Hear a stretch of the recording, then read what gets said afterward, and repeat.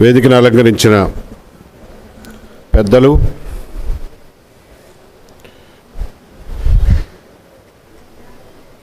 మా అందరికీ ఒక అనుభవశాలిగా, సీనియర్గా మేమందరం గౌరవించేటటువంటి కేవి చౌదరి గారు, అలాగే వేదిక మీద ఉన్న గౌరవనీయులు నన్నపనేని రాజ్ కుమార్ గారు, గద్దె అనురాధ గారు, స్వశక్తితో ఎంత ఎత్తుకు ఎదగలమో చేసి చూపించినటువంటి కేకేఆర్ గారు,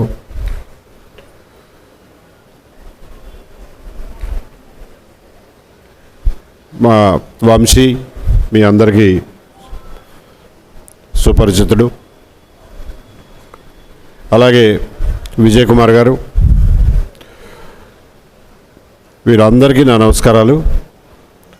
ఈ కార్యక్రమానికి విచ్చేసిన మీ అందరికీ కూడా నా హృదయపూర్వక నమస్కారాలు తెలియజేసుకుంటున్నాను.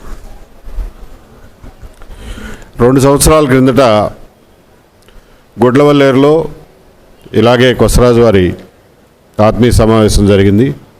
దానికి నేను, కోడె దుర్గాప్రసాద్ గారు హైదరాబాద్ నుండి వెళ్ళాం. నేను కొసరాజు వారి ఆత్మీయ సమావేశం అటెండ్ అవ్వడం మొదటిసారి, ఇది రెండవసారి.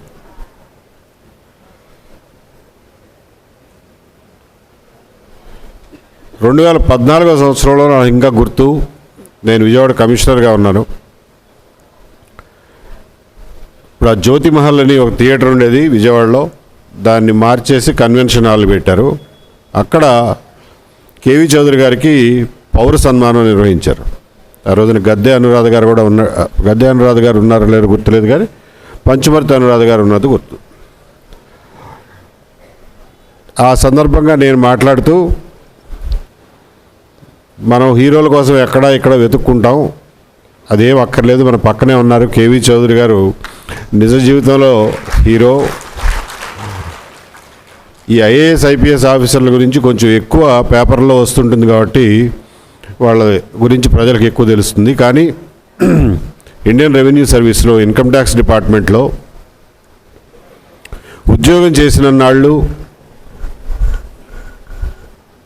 ఒక సింహంలాగా మచ్చ లేకుండా director general of operations at all India లెవెల్లో చేసి,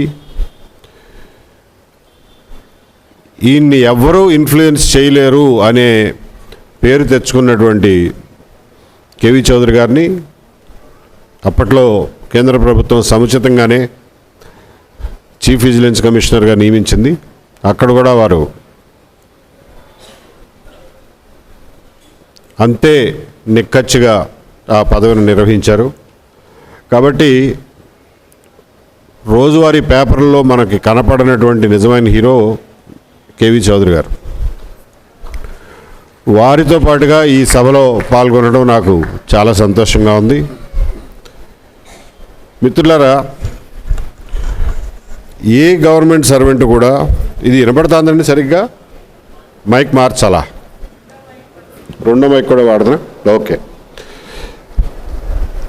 గవర్నమెంట్ ఉద్యోగాలు చేసే వాళ్ళందరికీ తెలుసు, ఏ ప్రభుత్వ ఉద్యోగి కూడా ప్రభుత్వంతో కొట్లాడాలని అనుకోడు.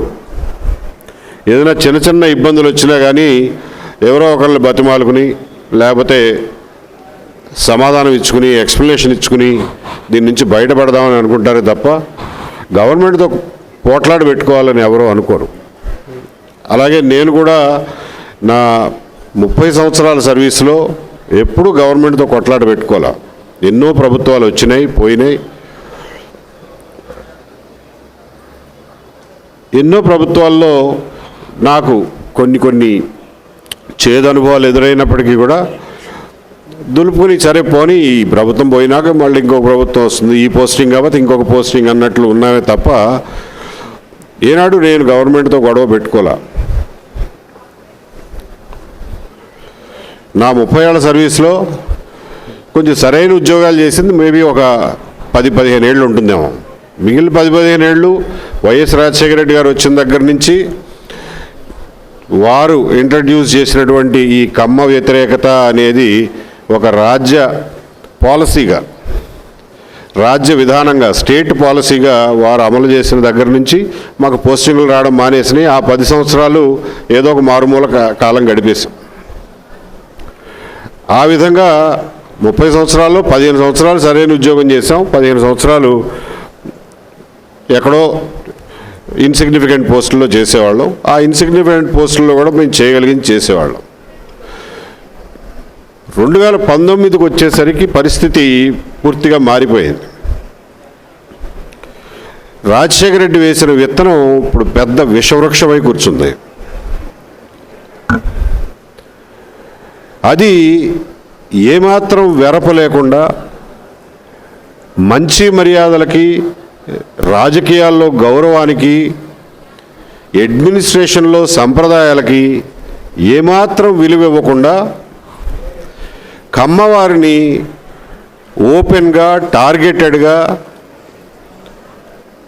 వాళ్ళని అణిచివేత ఒక యుద్ధ కార్యక్రమంలాగా యుద్ధం ప్రకటించారు.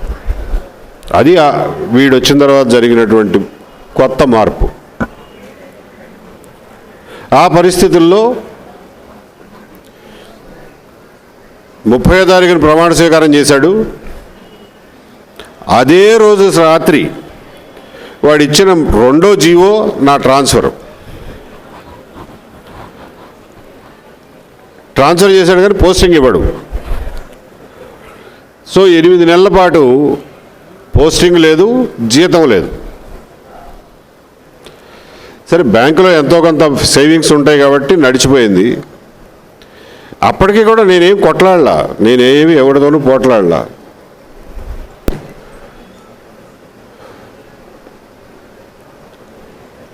అజయ్ కల్లాం దగ్గరికి 2-3 సార్లు పోయి, ఏమంటే పోస్టింగ్ ఇవ్వకపోయారు, బాగానే ఉంది, మరి జీతం కూడా ఇవ్వకపోతే ఎట్లా బతుకుతామా, మేమేమి అంత ఆస్తులు ఉన్న వాళ్ళం ఏం కాదు, అదిగాక రోజువారీ ఖర్చులు జీతాలు వస్తే కానీ నడవు అని చెప్పంటే ఆయన కూడా ఒక కాగితం పెట్టండి చూద్దాం అన్నాడు. కాగితం పెడితే గవర్నమెంట్ ఫైల్ కదులుతుంది, ఏ కాగితం లేకపోతే ఎవడు చెప్పినా ఎవడు వినడు, నోటి మాట ద్వారా చెప్తే అన్నాడు. ఆయన చెప్పాడు కదా అని చెప్పి జనవరి 6వ తారీఖున 2020 సంవత్సరం జనవరి 6వ తారీఖున బాబు నాకు పోస్టింగ్ ఇవ్వండి, ఇవ్వకపోతే కనీసం జీతం అన్న ఇవ్వండి అని చెప్పి ఒక లెటర్ పెట్టా, ఒక్క పారాగ్రాఫ్తో 4 వాక్యాల్లో. ఏం స్పందన లేదు. సరేలే, కొత్త సంవత్సరం పండుగలో ఉన్నారో, తర్వాత సంక్రాంతి గొడవల్లో ఉన్నారో అని ఒక 20 రోజులు ఆగి మళ్ళా 28వ తారీఖున మళ్ళీ ఒక రిమైండర్ పెట్టా.